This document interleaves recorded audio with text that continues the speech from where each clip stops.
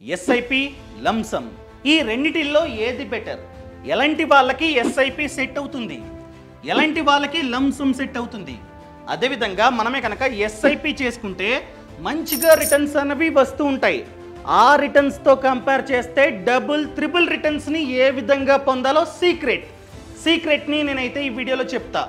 అదేవిధంగా మీరు కనుక మీ డబ్బుని లంసమ్ చేసుకుందాం అనుకున్నట్లయితే ఆ డబ్బు సేఫ్గా ఉంటూ ఎక్కువ రిటర్న్ని ఏ విధంగా పొందాలో ప్రాక్టికల్గా పిన్ టు పిన్ నేనైతే ఎక్స్ప్లెయిన్ చేస్తా. సో ఈ వీడియోని లాస్ట్ వరకు చూడండి. అంతేకాకుండా ఇంతవరకు ఈ ఛానల్ని సబ్స్క్రైబ్ చేసుకోకపోతే ఇప్పుడే సబ్స్క్రైబ్ చేసుకోండి. నేను మీ కౌశిక్ మరిడి. అసలు ఎస్ఐపి అంటే సిస్టమాటిక్ ఇన్వెస్ట్మెంట్ ప్లాన్, అనగా సిస్టమాటిక్గా మన డబ్బుని పెట్టుబడి పెట్టే విధానాన్నే ఎస్ఐపి అంటాం. అసలు ఎస్ఐపి ఏ విధంగా వర్క్ అవుతూ ఉంటుంది? ఫర్ ఎగ్జాంపుల్, మీరు జాబ్ చేస్తూ ఉన్నారు, ప్రతి నెల జీతం వస్తూ ఉంది. మీకు వచ్చే జీతంలో కాస్త డబ్బు, ఫర్ ఎగ్జాంపుల్ 5,000. సో ఫిక్స్డ్ అమౌంట్ని ఫిక్స్డ్ డేట్ రోజు, ఫర్ ఎగ్జాంపుల్ మీ జీతం 10th వస్తూ ఉంది. సో 13th అనుకుందాం SIP date.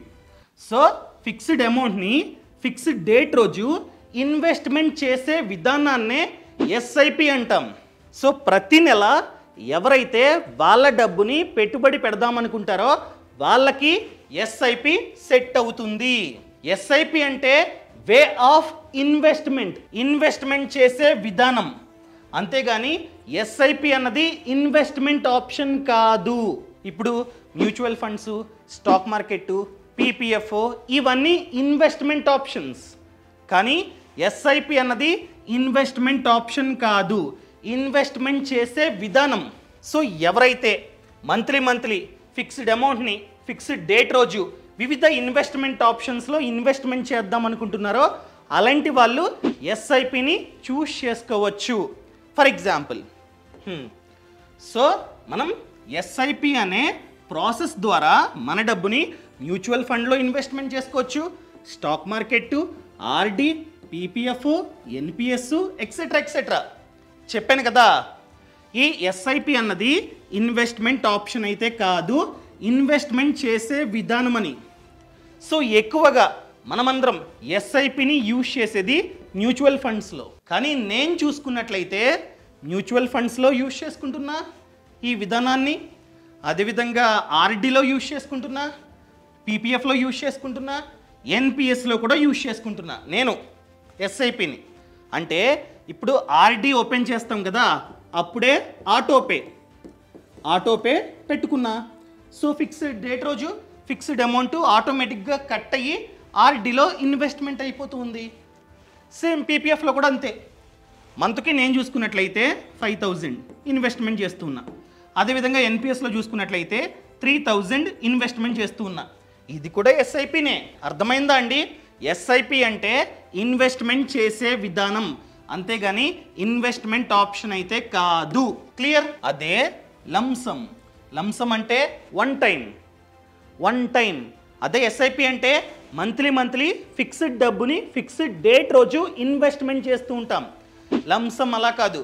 For example, property అమ్మగా నాకు డబ్బు వచ్చింది, ఆ డబ్బుని వన్ టైం ఒక్కసారిగా ఎఫ్డి కావచ్చు, లేకపోతే మ్యూచువల్ ఫండ్స్ కావచ్చు, స్టాక్ మార్కెట్లో కావచ్చు, కిసాన్ వికాస్ పత్ర, లేకపోతే post office monthly income scheme, ఇలా వివిధ ఇన్వెస్ట్మెంట్ ఆప్షన్స్లో ఒకేసారి పెట్టుబడి పెట్టే విధానాన్నే లంసమ్ అంటాం. So SIP lump sum way of investment చేసే విధానాలు, అంతేగాని ఇన్వెస్ట్మెంట్ ఆప్షన్స్ అయితే కాదు. Clear? Lump sum SIP. So SIP ఎవరికి సెట్ అవుతుంది? ఆల్రెడీ చెప్పా.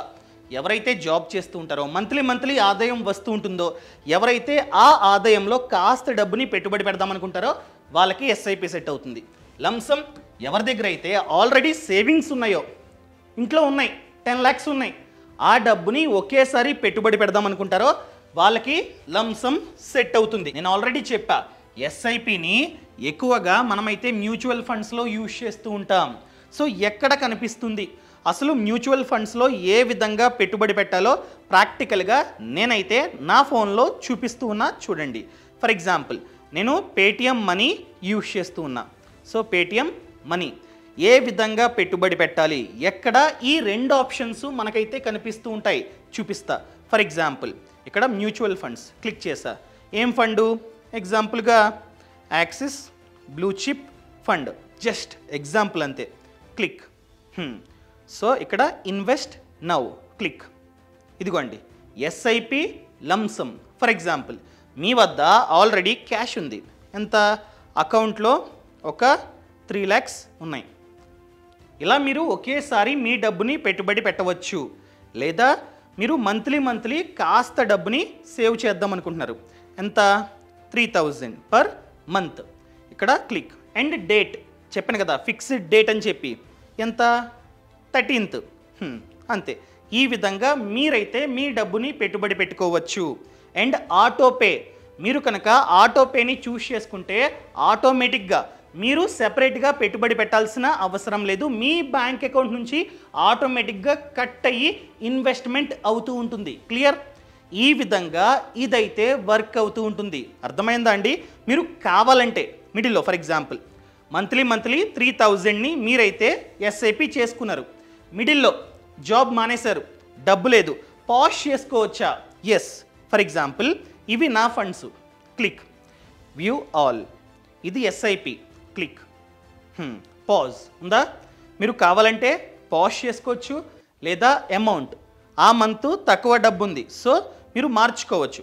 1000 ఉందా, మీరు కావాలంటే 500 కూడా పెట్టుకోవచ్చు అనమాట. అదేవిధంగా కావాలంటే పాజ్ చేసుకోవచ్చు. లేదా డేటు, కంపెనీ మారారు, శాలరీ డేటు మారింది, సో ఇక్కడ మీరైతే చేంజ్ చేసుకోవచ్చు అనమాట. డేట్ కూడా ఈ విధంగా ఫ్లెక్సిబిలిటీ కూడా ఉంది.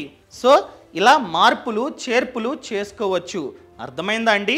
ఇంకా డైరెక్ట్గా టాపిక్ అర్థమైందా? లంసమ్ ఎస్ఐపి ఏ విధంగా యూజ్ అవుతుందో. ఇంకా నెక్స్ట్ అడ్వాంటేజెస్ ఆఫ్ ఎస్ఐపి. మీలో చాలామంది జాబ్ చేసేవాళ్ళే, సో మీకు ఎస్ఐపి చాలా బాగా సెట్ అవుతుంది. సో ఇప్పుడు అడ్వాంటేజెస్ ఏమిటి, చాలామంది చేసే తప్పులేంటి, మీరు చేయాల్సింది ఏంటి, ఎక్కువ రిటర్న్ రావాలంటే ఏం చేయాలి అన్నీ చెప్తా. So first advantage rupee cost averaging. అంటే ఏంటి? ఫర్ ఎగ్జాంపుల్ ఇప్పుడు ఒక ఫండ్లో మీరు మీ డబ్బుని పెట్టుబడి పెడదాం అనుకుంటున్నారు. ఆ ఫండ్ యొక్క ఎన్ఏవి, నెట్ అసెట్ వాల్యూ, ఇప్పుడు స్టాక్ మార్కెట్లో షేర్ ప్రైస్ అంటాం, అదే మ్యూచువల్ ఫండ్లో ఎన్ఏవి అంటాం. ఆ ఎన్ఏవి ప్రెజెంటు 100 ఉంది. మీకు కావాలంటే ఒకసారి చూపిస్తా, క్లారిటీ వస్తుంది. ఓకేనా? ఎన్ఏవి పెరుగుతూ తగ్గుతూ ఉంటుందన్నమాట. ఫర్ ఎగ్జాంపుల్ ఏం fund? Same axis blue chip fund కొడదాం. ఓకేనా? ఇదిగోండి ఇది ఎన్ఏవి ఈరోజు డేటు ఇది. So present NAV 58. ఈ ఫండు మొదటిసారి లిస్ట్ అయినప్పుడు ఎన్ఏవి 10 ఉంటుంది. ఇది పెరుగుతూ ఉంటుందన్నమాట, డిపెండ్స్ అపాన్ పర్ఫార్మెన్స్. ఈ విధంగా ప్రెజెంటు 58 ఉంది. ఇలా మీరైతే ప్రెజెంట్ ఎన్ఏవి ఎంత ఉందో చూడాలి. అర్థమైందా అండి? సో ఇప్పుడు చూద్దాం. ఎస్ఐపిలో అడ్వాంటేజ్ ఏంటంటే మీరు ప్రతి మంత్ ఇన్వెస్ట్మెంట్ చేస్తూ ఉంటారు, మార్కెట్ అప్లో ఉన్నా డౌన్లో ఉన్నా. అర్థమైందా అండి? ప్రెజెంటు ఎన్ఏవి 100 ఉంది. మీరు కనుక ప్రతి నెల 1000 ఎస్ఐపి చేస్తున్నట్లయితే 1000 divided by present NAV, 1000 divided by 100 10. So 10 units మీకైతే వస్తాయి. సేమ్ స్టాక్ మార్కెట్లో షేరు ధర ఎంత ఉందో దాని ప్రకారంగా మీకు షేర్లు వస్తూ ఉంటాయి. మీరు పెట్టుబడి పెట్టిన అమౌంట్ని బట్టి ఎన్ని షేర్లు వస్తాయో చూడొచ్చు. ఇది కూడా అంతే, 10 యూనిట్స్ మీకైతే వస్తాయి. అర్థమైందా అండి? ఫర్ ఎగ్జాంపుల్ ఫండు డౌన్ అయింది. డౌన్ అవ్వడం అంటే ఎన్ఏవి తగ్గడం. ఎన్ఏవి 100 నుండి 80కి తగ్గింది కరెక్ట్గా మనం ఎస్ఐపి చేసే డేటుకి. సో ఏమవుతుంది? 1000 మనమైతే ఎస్ఐపి చేసాం, ఎన్ఏవి 80 అంటే 12.5 యూనిట్స్. ఎక్కువ యూనిట్స్ మనకైతే వచ్చాయి. ఫస్ట్ మంత్ 10 యూనిట్స్, కానీ ఎన్ఏవి తగ్గడం వలన మనకి సెకండ్ మంత్ ఎక్కువ యూనిట్స్ వచ్చాయి. సేమ్ అలానే నెక్స్ట్ మంత్ కూడా డౌన్ అయింది. ఎంత? ఎన్ఏవి 60. అలాంటప్పుడు మనకి 16.67 యూనిట్స్ అనేవి వస్తాయి. ఇక్కడ యూనిట్స్ పెరుగుతూ ఉన్నాయి. ఫ్యూచర్లో మళ్ళీ పెరిగింది, తగ్గల, ఈసారి పెరిగింది. ఎంతకి ఏకంగా 120కి పెరిగింది. అప్పుడు యూనిట్స్ తక్కువ వస్తాయి. అర్థమైందా అండి? సో మార్కెట్ ఎప్పుడైనా సరే ఇలా ఉంటుంది. మనం రెగ్యులర్గా ఎస్ఐపి చేయడం వలన ప్రైస్ పెరిగినప్పుడు ఎన్ఏవి పెరిగినప్పుడు తక్కువ యూనిట్స్ అలొకేట్ అవుతాయి. అదే తగ్గినప్పుడు మనకి ఎక్కువ యూనిట్స్ అనేవి వస్తూ ఉంటాయి. సో రూపీ కాస్ట్ యావరేజింగ్, దీన్నే రూపీ కాస్ట్ యావరేజింగ్ అంటాం. మనమే కనుక ఒకేసారి పెట్టుబడి పెట్టాం, ఫర్ ఎగ్జాంపుల్ మార్కెట్ లేదా ఎన్ఏవి పీక్లో ఉన్నప్పుడు మనమైతే పెట్టుబడి పెట్టేసాం ఒక 10 lakhs, తర్వాత తగ్గింది, యూజ్ ఉందా? లేదు, మనకి లాస్, అంతే కదా? అర్థమైందా నేను చెప్పింది? ఫర్ ఎగ్జాంపుల్ ఒకేసారి మీరు లంసంగా 10 lakhs చేశారు, ఎన్ఏవి ఇలా ఉన్నప్పుడు మీరు కొన్నారండి యూనిట్స్, తర్వాత తగ్గింది, తగ్గితే ఈ 10 lakhs మైనస్ అయిపోద్ది. కానీ ఎస్ఐపిలో పెద్దగా లాస్ అన్నది ఉండదు. మీరు హైలో ఉన్నప్పుడు జస్ట్ ఎంత, ఎస్ఐపి మహా అయితే 3000 ఆ విధంగా పెట్టుబడి పెడతారు. కానీ డౌన్ అయినప్పుడు కూడా మీరైతే పెట్టుబడి పెడతారు 3000. ఇక్కడ తక్కువ యూనిట్స్ అలొకేట్ అయినా ఇక్కడ ఎక్కువ యూనిట్స్ అనేవి అలొకేట్ అవుతాయి. సో బ్యాలెన్స్ అయిపోద్ది. దీన్నే రూపీ కాస్ట్ యావరేజింగ్ అంటాం. ఈ బెనిఫిట్ ఎస్ఐపిలో ఉంది. ఫర్ ఎగ్జాంపుల్ అసలు ఎస్ఐపి ద్వారా ఏ రేంజ్లో మనకి రిటర్న్స్ అనేవి జనరేట్ అవుతూ ఉంటాయో చెప్తా. ఫర్ ఎగ్జాంపుల్ నిఫ్టీ 50 చూద్దాం. చెప్పేనా? అప్స్ డౌన్స్ ఈ విధంగా ఉంటుంది స్టాక్ మార్కెట్. అదే స్వభావం. సో ఎప్పుడైనా సరే తక్కువలో ఉన్నప్పుడు, మార్కెట్ డౌన్ అయినప్పుడు ఎక్కువ డబ్బుని పెట్టుబడి పెట్టాలి. కానీ చాలామంది చేసే తప్పు ఏంటంటే మార్కెట్ డౌన్లో ఉన్నప్పుడు అమ్మేస్తూ ఉంటారు. అది తప్పు. డౌన్లో ఉన్నప్పుడు కొనాలి. ఎందుకంటే ఇక్కడ ఎక్కువ యూనిట్స్ మీకైతే అలొకేట్ అవుతాయి. మళ్ళీ పెరిగినప్పుడు ఆ యూనిట్సే పెరుగుతాయి కాబట్టి, ఫర్ ఎగ్జాంపుల్ ఒక యూనిట్ 10 రూపీస్కి వచ్చిందండి మ్యూచువల్ ఫండ్లో, పెరిగింది 30కి, అప్పుడు ఎంత ప్రాఫిట్ మీకు? సో అందుకనే ఎప్పుడైనా సరే డౌన్లో ఉన్నప్పుడు ఎక్కువ డబ్బుని పెట్టుబడి పెట్టాలి. అసలు ఎస్ఐపిలో ఎంత డబ్బుని పెట్టుబడి పెడితే ఎంత రిటర్న్స్ వస్తాయో చూద్దాం. SIP calculator. ఎగ్జాంపుల్గా మంత్కి ఎంత, ఒక 10,000 అనుకుందాం. మీ జీతం ఎక్కువ, మీరు ప్రతి నెల ఒక 10,000 ఎస్ఐపి చేసుకుంటే అదేవిధంగా రిటర్న్ ఎంత రావచ్చు? యావరేజ్గా 12. ఫర్ ఎగ్జాంపుల్ నిఫ్టీ 50 చూద్దాం. ఇదిగోండి యావరేజ్గా ఎక్కువ ఉంది చెప్పాలంటే, 28, 18, 17 వద్దు, నమ్మొద్దు మార్కెట్ని. యావరేజ్గా 12 అనుకుందాం. సో మీకు కనుక యావరేజ్గా 12% రిటర్న్ జనరేట్ అయితే మీరు కనుక ఆపకుండా, ఇది ఎస్ఐపి అంటే ప్రతి నెల 10,000ని పెట్టుబడి పెట్టాల్సిందే. ఈ విధంగా మీరు కనుక ఒక 30 years పాటు ఆపకుండా ప్రతి నెల పెట్టుబడి పెట్టినట్లయితే మీరు టోటల్గా పెట్టుబడి పెట్టేది 36 lakhs. కానీ మీకు వచ్చే రిటర్న్ చూసుకున్నట్లయితే 3 కోట్లు. అసలు రిటర్న్ అంతా కలిపి 3.5 కోట్లు. దాన్నే పవర్ ఆఫ్ కాంపౌండింగ్ అంటాం. అదే అడ్వాంటేజ్. సో మీరు ఆపకుండా ప్రతి నెల పెట్టుబడి పెట్టడం వలన మార్కెట్ డౌన్ అయినప్పుడు ఎక్కువ యూనిట్స్ వస్తూ ఉంటాయి, మార్కెట్ అప్లో ఉన్నప్పుడు తక్కువ యూనిట్స్ వస్తూ ఉంటాయి. అయినా కూడా లాంగ్ టర్మ్ కాబట్టి ఈ విధంగా ఉంటుంది నిఫ్టీ 50 అంటే. అప్స్ డౌన్స్, లాస్ట్ ఇదిగోండి. సో అందుకని చెప్పి ఎక్కువ రిటర్న్ రావడానికి ఛాన్స్ ఉంది. అర్థమైందా అండి? ఇప్పుడు మెయిన్ థింగ్, ట్రిక్ అని చెప్పాను కదా ఎస్ఐపిలో. ఆ ట్రిక్ ఏంటంటే ఎప్పుడైనా మార్కెట్ అన్నది డౌన్ అయినప్పుడు మీరు ఏం చేయాలి? Booster SIP. అర్థమైందండి? బూస్టర్ ఎస్ఐపి చేసుకోండి. అంటే ఫర్ ఎగ్జాంపుల్ ఈ మంత్ బాగా డౌన్ అయింది, ఎక్కువ యూనిట్స్ రావడానికి ఛాన్స్ ఉంది అని చెప్పి మీకు అనిపించింది. అప్పుడు ఫర్ ఎగ్జాంపుల్ మీరు 3,000ని పెట్టుబడి పెడుతున్నట్లయితే, ఎస్ఐపి చేసుకున్నట్లయితే లంసంగా ఇంకొక 3,000ని ఇన్వెస్ట్మెంట్ చేయండి. అలా ఎంతకాలం అయితే మార్కెట్ డౌన్లో ఉంటుందో అంతకాలం పాటు ప్రతి నెల మీ ఎస్ఐపితో పాటు ఇంకొక ఎస్ఐపి చేసుకుంటే ఎక్కువ రిటర్న్ రావడానికి ఛాన్స్ ఉంది. అండ్ ఇంకొక ట్రిక్ ఏంటి? మీ జీతం ఎవ్రీ ఇయర్ పెరుగుతూ ఉంటుంది కదా. ఇంతకుముందు మనం చూసుకున్నట్లయితే సేమ్ ఇక్కడ ఎవ్రీ మంత్ 10,000, అలా 30 years. కానీ రియాలిటీలో మన జీతం పెరుగుతూ ఉంటుంది ఎవ్రీ ఇయర్. సో మీరు చేయాల్సింది ఏంటంటే దీని మీద డిపెండ్ అవ్వకుండా step up, ST, EP, up, SIP. మీ జీతం ఎవ్రీ ఇయర్ పెరుగుతూ ఉంటుంది కదా, ఎంత పెరిగినా ఫర్ ఎగ్జాంపుల్ 20% హైక్ వచ్చింది అయినా కూడా 10% మీ యొక్క ఎస్ఐపిస్ని ఎవ్రీ ఇయర్ పెంచండి. అర్థమైందా అండి? ఫర్ ఎగ్జాంపుల్ చూద్దాం, మీరు ప్రెజెంట్ ఎంత 10,000ని పెట్టుబడి పెడుతూ ఉన్నారు 10,000. సో మీ జీతం పెరుగుతుంది కనుక నెక్స్ట్ ఇయర్ ఒక ఇయర్ ఫస్ట్ ఇయర్ మంత్కి 10,000 ఇన్వెస్ట్మెంట్ అవుతూ ఉంటుంది. కానీ 1 ఇయర్ అయిన వెంటనే ఆటోమేటిక్గా మీ యొక్క ఎస్ఐపి 10% పెరుగుతుంది. దీన్ని కూడా మీరైతే చూస్ చేసుకోవచ్చు. ఇంతకు ముందు ఏం చేసాం, ఇదిగోండి 30 ఇయర్స్ మంత్కి 10,000 ఎంత వచ్చింది, 3.5 కోట్లు. ఇప్పుడు చూద్దాం, సేమ్ టెన్యూరు సేమ్ రిటర్న్, కానీ మీరు కనుక ఎవ్రీ ఇయర్ 10% పెంచుకుంటూ పోతున్నట్లయితే 30 ఇయర్స్ ఇప్పుడెంత, దాదాపుగా 9 కోట్లు. చిన్న ట్రిక్ ఏంటి, మీ ఎస్ఐపిని ప్రతి ఇయర్ 10% పెంచడం ద్వారా మీకు 8 కోట్లు, 8 ఏంటి దాదాపుగా 9 కోట్లు రావచ్చు. ఇదిగోండి సేమ్, కానీ చిన్న ట్రిక్ని యూజ్ చేయాలి ఇక్కడ, ఏంటి పెంచడం.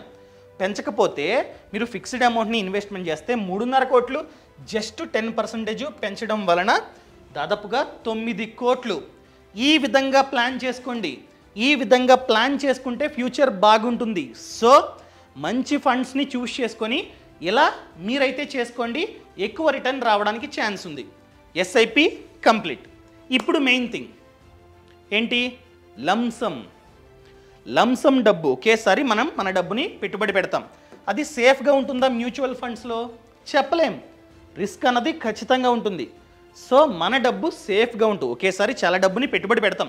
ఆ డబ్బు సేఫ్గా ఉంటూ మనకి మంచి రిటర్న్స్ రావాలంటే ఎలా, అది కూడా నేనైతే చెప్తా. అర్థమైందండి? ఫర్ ఎగ్జాంపుల్ మీ ఇల్లు అమ్మేశారు. సో అమ్మడం ద్వారా మీకు 50 lakhs అయితే వచ్చాయి.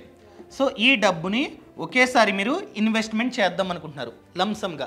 ఎఫ్డి చేద్దామంటే వడ్డీ తక్కువ. సో మీరు మ్యూచువల్ ఫండ్స్లో ఇన్వెస్ట్మెంట్ చేద్దాం అనుకుంటున్నారు. అప్పుడు ఏం చేయాలి, మీరు మంచి ఎసెట్ మేనేజ్మెంట్ కంపెనీని చూస్ చేసుకోండి.